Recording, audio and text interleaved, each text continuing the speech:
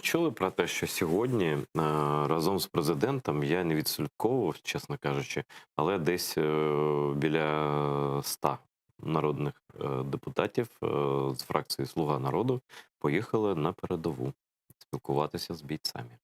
Я думаю, що це туризм, організований туризм, і це ще одна агітація перед виборами. Чому? Народний депутат, який вболіває за українську армію, який хоче, в принципі, робити, не потрібно сьогодні на чолі Тобто він і так з президентом, він і так їздить, він і так відчуває, в нього, як у вас.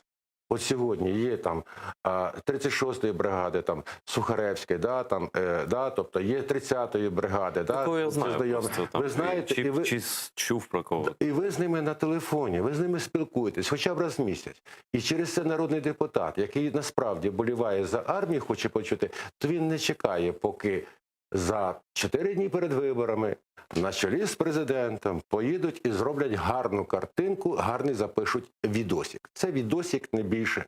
Тому що коли ти приходиш сам, і коли ти переночуєш в окопі з хлопцями, коли ти насправді не показушно там каші з'їсиш, а нормально каші, і 100 грам вип'єш з хлопцями ввечері, і так далі, і байки потравиш цілу ніч, тоді ти почуєш дуже багато. А коли ти як культпохід в кіно, це колись при Радянському Союзі піонерів водили в культпохід в кіно. От мені нагадує оце, чому я Зеленського і його команду називаю нью-совками.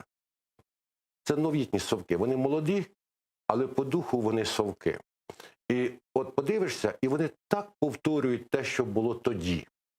І оцей культпохід, тільки тоді в кіно піонери, а сьогодні на фронт, це одне і те саме. Нічого вони не почують, нічого вони не зрозуміють.